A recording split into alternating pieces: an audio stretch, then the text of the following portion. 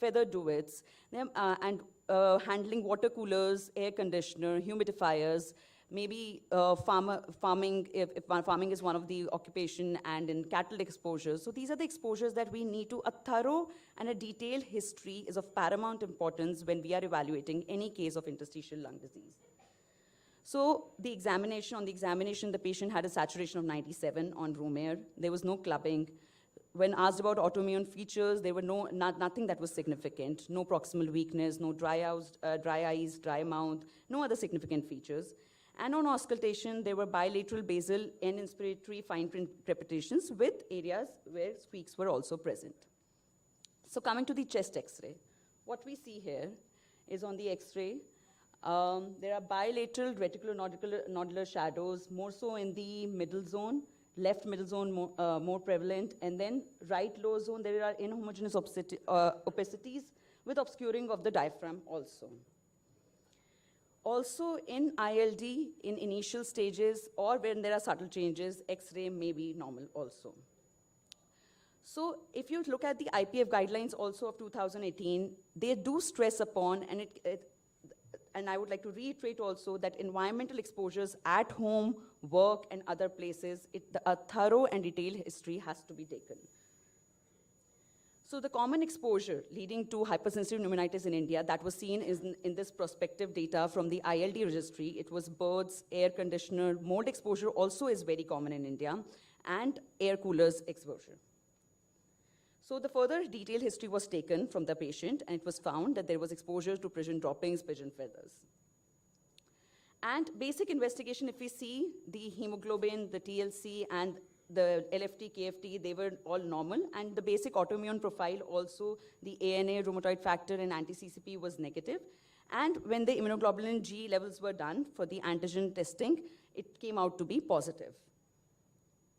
So for patients with clinical and radiographic manifestations suggestive of non-fibrotic or fibrotic HP, the guidelines that the ATS guidelines of 2020, what they recommend, they suggest, they don't really recommend, it's a weak recommendation of performing serum IgG testing that targets potential associated with antigen associated with HP. Now, why is that? Because it's always related to your clinical symptoms. So your clinical symptoms come first, because these immunoglobulin G testing, that it could be negative, false positive also. So if your patient is asymptomatic and your IgG is coming positive, that doesn't really mean much, because it has to be correlated with your history. And if in your patient who has a significant exposure history and your IgG levels, they are coming negative, then also it doesn't mean much, because you need to correlate with the history. So it is a weak recommendation for doing the testing. So exposure history is of much more significant when evaluating a case of hypersensitivity pneumonitis. So the lung functions were done for the patient, and FVC was found to be 58%, FEV1 63%, FEV1 by FVC ratio of 87%, suggestive of a moderate restriction. And by TLC, it was confirmed that the TLC was 68%, and there was a moderate reduction in TLC, and DLC also was mildly reduced.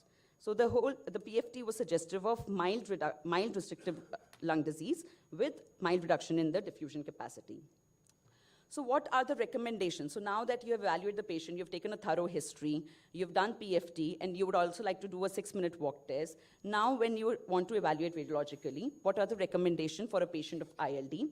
It's a reduced dose HRCT that you go for, thin CT images, that is less than 1.5 mm, volumetric scans with overlapping or continuous images, and the number of scans, you need both inspiratory and expiratory, and maybe not in HP, you don't really need prone position, but yes, if you are doubtful of dependent atelectasis, then yes, you would like to go for prone positioning also.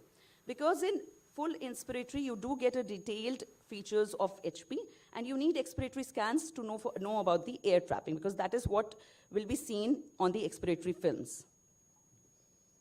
So coming to the radiological terms for heterogeneous attenuation. So mosaic attenuation is basically where you have, so this is a CT picture of a mosaic attenuation where you have basically varying attenuations. There is low attenuation also, and then there is high attenuation. So mosaic attenuation is nothing but varying attenuation in a single image, and which could of low and high. Now this low could be because of air trapping also, and this low could be because of the normal lung also. And high could be because of the ground glass opacities also, and high could be because of the normal lung also. But what we are talking about is that where you have low and high attenuation, varying attenuation in one single image, that is known as the mosaic attenuation, which you see on inspiratory films and not on expiratory films. Then coming to air trapping is something you see on the expiratory films that tells you about the abnormal retention of air distal to the airway obstruction.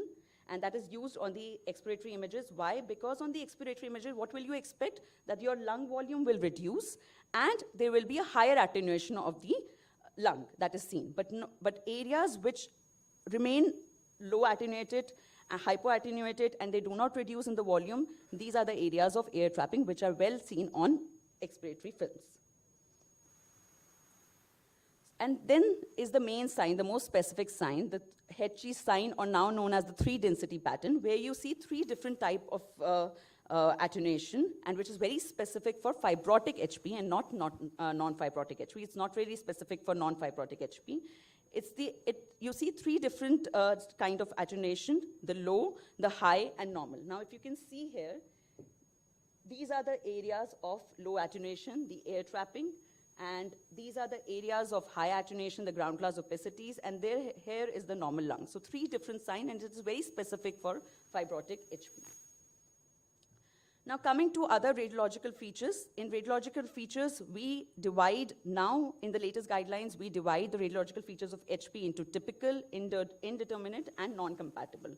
In the typical HP, in non-fibrotic HP pattern, what is suggestive of diagnosis of HP is at least you require, so hypersensitivity pneumonitis is both a parenchymal abnormality and airways abnormality. So you need one of each. In the parenchymal abnormalities, what you will get is ground glass opacities or mosaic attenuation. That's what we saw in previous slide, where there will be a varying attenuation.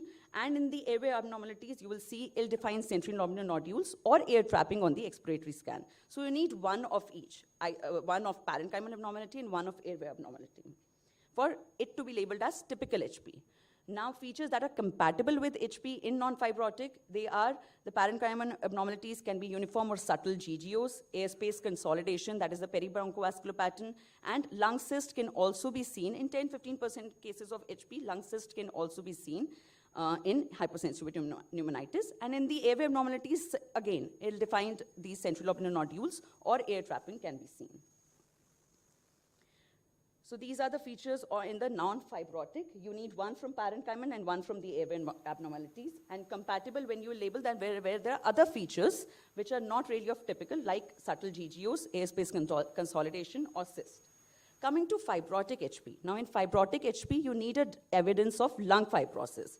And what is the evidence of lung fibrosis in the parenchymal abnormalities? To label it as typical HP, it is the irregular linear opacities or coarse reticulations with architectural distortion, and may or may not be associated with fraction bronchiectasis or honeycombing. And so distribution of fibrosis is important. In typical HP, it's usually mid-lung zone to mid-lung zone predominant, and relatively there is sparing of the lower lung zones.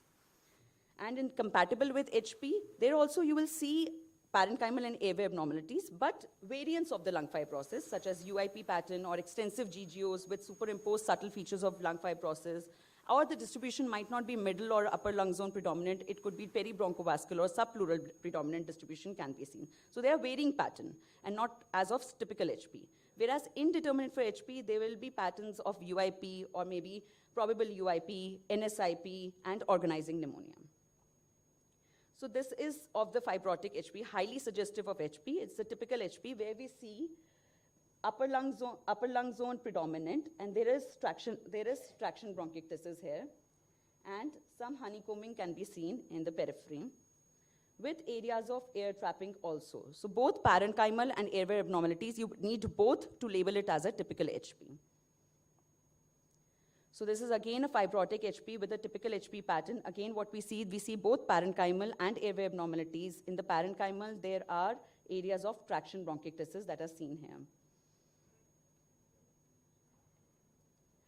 Now, this one is compatible with HP because there is variant of HP that we see. There is peribronchovascular distribution and there is subpleural distribution. So it is not very typical of HP because in typical HP, there is more of diffuse distribution rather than subpleural or peribronchovascular. And this is a case of non-fibrotic HP where we see more of ground glassing in the parenchymal abnormalities and areas of air trapping in the airways abnormalities with some areas of ventrilobular nodules also. So HRCT, coming to HRCT of our patient, what we see here, there are diffusely distributed in both the lungs, symmetrical areas of ground glass opacities with some areas of nodularities, also ventrilobular nodules. And in the airway abnormality, what we see is the area of air trapping, although it's an inspiratory scan. So coming to other investigation after the radiology, to confirm the diagnosis, bronchoscopy is something that we can go ahead, BAL, then biopsy. Now with the advent of cryo-lung biopsy and surgical lung biopsy, what we would like to go ahead. So this was the diagnostic algorithm proposed in 2017, that if your patient has typical HRCT pattern of HP and there is an exposure history or raised immunoglobulins, and there is BAL lymphocytosis, you're confident that you can have a confident diagnosis of HP and you need not go for biopsy, the lung biopsy. It is not needed. So if you have an exposure history, you need not go for the serum antigens also, exposure histories and BAL lymphocytosis. It's enough to make a confident diagnosis of HP and biopsy is not really required. But again, if you have either of these two presentations where there is typical HRCT pattern, but there is no exposure history, and you don't even have any antigen positivity, but there is BAL lymphocytosis, so you have a radiological and a BAL that is compatible, that will be labeled as a probable HP, and then maybe you can have a multidisciplinary diagnosis and an approach where you can discuss whether you would like to go ahead with a biopsy or not. Again, it is not that it is recommended here, it is not strongly recommended here for even for these cases to go ahead with the biopsy. And if your patient has an HRCT pattern other than HP, and there is an exposure history and BAL lymphocytosis, even if your HRCT pattern is not very typical of HP, then also you might not go for the biopsy. It will be a moderate confident diagnosis, but then having a multidisciplinary discussion is of importance. But yes, if your patient, his HRCT pattern is also not compatible, your exposure history is there, but your BAL lymphocytosis is also not there, and there is no other investigation, there is no other investigation also, antigen positivity is also not there to support your diagnosis, then you would like to think of, because it will be a possible HP, then you would like to go ahead with the biopsy for supporting your diagnosis. And then your HRC, there is no clinical, there is no radiological features, and your BAL also lymphocytosis is absent, you are very confident that you can exclude HP in your diagnosis. So we went ahead with the bronchoalveolar lavage. It was seen lymphocytic predominant, and histopathologically, the biopsy showed we did a TBLB, and because it was more of a non-fibrotic pattern, we did a TBLB, and it showed ill-defined granulomas with epithelioid cells, moderate infiltration by lymphocytes. So as you can see here, there is lymphocyte infiltration around the airways. Now that is the specificity of the when clinching the diagnosis of hypersensitivity pneumonitis. It's more of an airway dominant, and you see infiltration around the airways.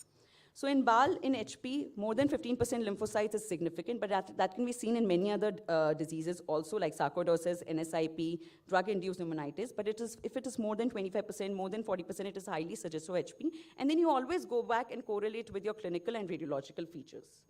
So why do we do BAL?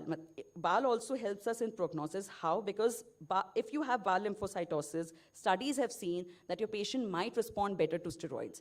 If you don't have, even absence of honeycombing on radiological features also gives you a hope that your patient might respond more to corticosteroids. So which is the best method to obtain a lung tissue now that we have TBLB also, cryo-lung biopsy or surgical lung biopsy? So TBLB, it's a small size, crush artifacts are there, inability to cross the peribronchial region, low yield, but it has a good yield when around 40 to 50% when it comes to non-fibrotic HP. And what is recommended that you take at least 4 or 5 samples, and you take it from 2 different areas. And which area to target is when you see the radiology, and the abnormal areas is what you target. And with cryo-lung biopsy, it's a larger tissue, yes. And we've seen in the previous lecture also that there are side effects. 10% of them, they can go under pneumothorax. There is a risk of bleeding also, but then there is a larger size. There also it is recommended you take from 2 different areas and at least 3 samples you take in cryo-lung biopsy. And what has been seen in the studies, that it was a prospective comparative study in multi-centers, and what was seen, there is a good concordance between surgical lung biopsy and cryo-lung biopsy. So it was done in all the patients who were requiring biopsy of unknown origin. They went under cryo-lung biopsy also and surgical lung biopsy, and around 70% concordance was seen, and the agreement was seen between the two.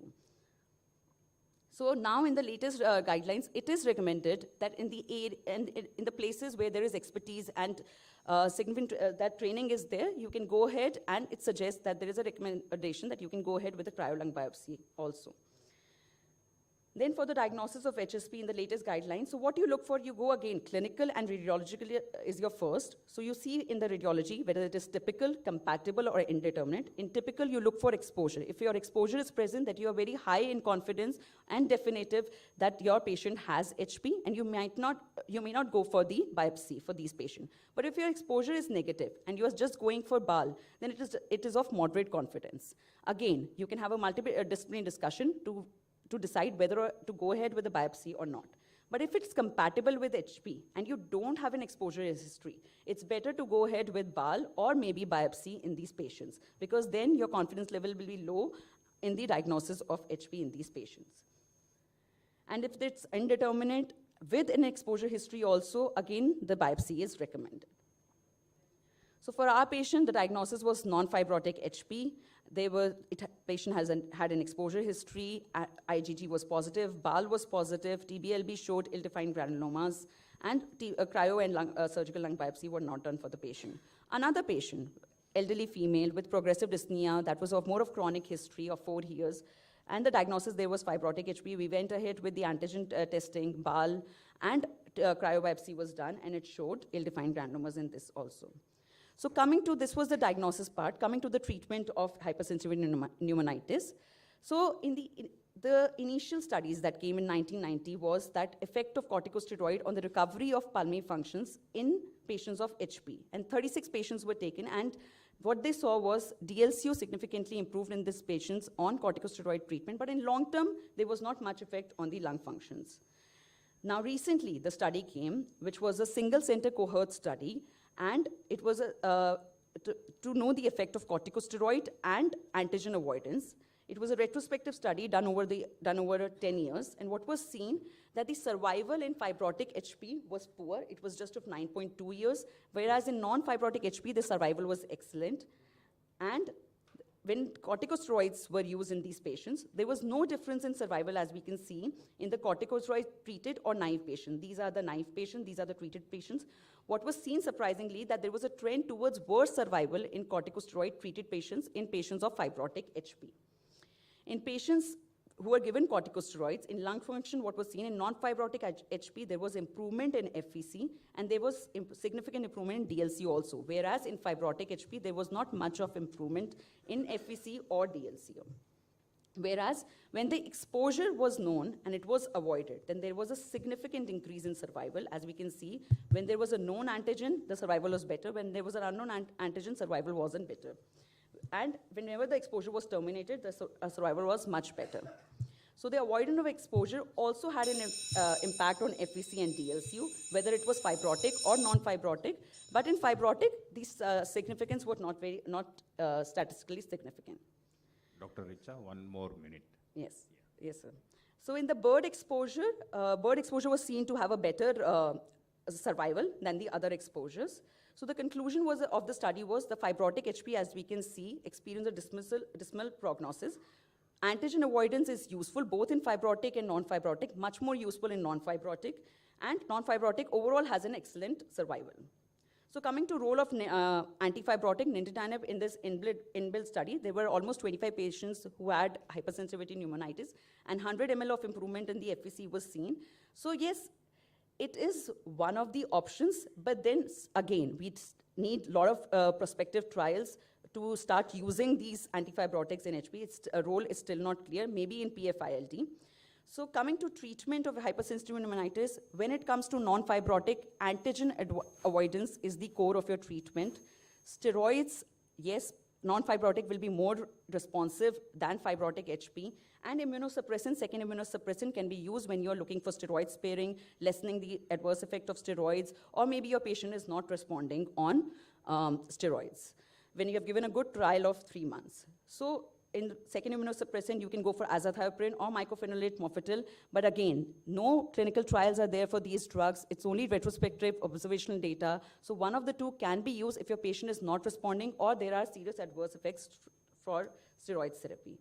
So patients with inflammatory features, like patients who have ground loss opacities on CT, who have lymphocytosis on BAL, or who have fibrotic HP, they will respond better to glucocorticosteroids. And when you start with 0.5 milligram per kg per day dose for 4 to 8 weeks, and then you do slow taper by 10 milligram per day. You can use second immunosuppressant in patients who are not responding and patients as a steroid-sparing agent. Supportive care always comes when you're treating ILD, vaccination, pulmonary rehab, and oxygen when needed, and then lung transplantation.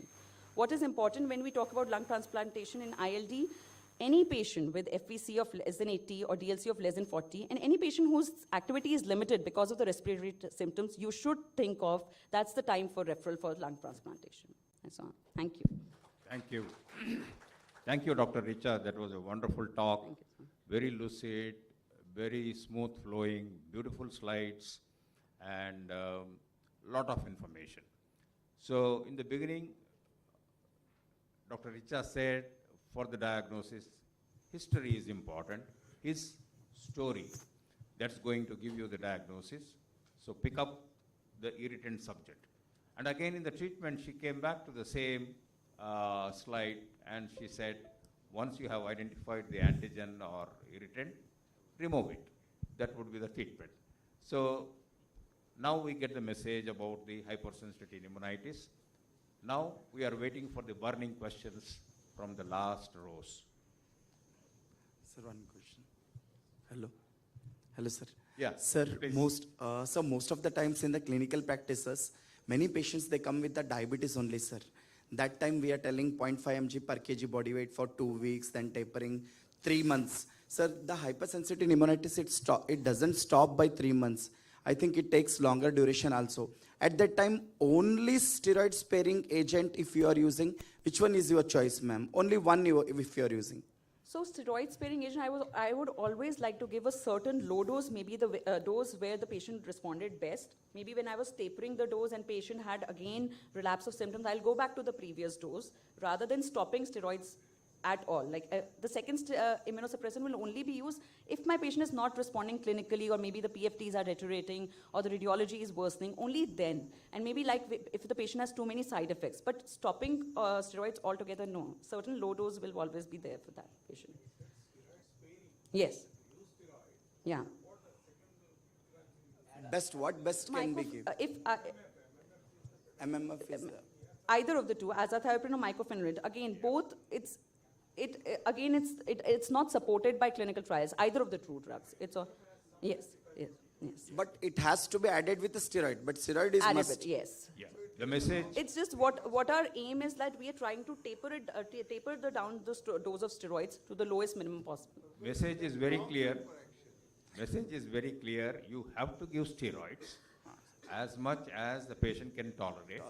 Then once the patient starts improving, gradually taper it, and then at that point of time you can add steroid sparing, because the term sparing is so important, so that you don't have to give a higher dose of steroids and use either azathioprine or mycophenolate, depending upon the side effects. You can continue. And these days, controlling blood sugars have become very easy with the available newer drugs and also available insulins, which are once a day, once a week, etc. We can always, in synchrony with the diabetologist, we can control the sugar as well as the lung problem. With the addition of your slide, ma'am, I just want to tell to my patients, usually tell those who are HP, hypersensitive pneumonitis, you please change your place for 6 months and see. Afterwards, you come back. So the results were very much better, ma'am. I think I have to add this point. I tell my farmers, if they are staying in the house, you just shift to the farmhouse. We will see what will happen for 6 months. So this is one kind of avoiding a trigger, maybe. Yes. So this is also addition. And that's a very valid point, sir, because that's one of the diagnostic criteria also, that if in the change of place or avoidance of exposure, your patients improve, that's one of the diagnostic criteria of hypersensitivity pneumonitis. Thank you very much. Thank you very much. Dr. Vijay Kumar and Dr. Subhakar, if there are no burning questions from the back benches, can I add a warm experience? Yeah, please. Yeah. See, I am working at Sangareddy, which you people know it. It's 40 kilometers from Hyderabad, and it's surrounded by a number of industries and also agriculture areas. Last month we had 150 patients came with exposure to an unknown gas. And in fact, this I'm adding to what you have told Dr. Richa, right? Yes, sir. I'm pronouncing your name properly? yes. Right, okay. It is just adding to what you have told. In the acute exposure, will have to see whether other organs involved. Most of them, they complain of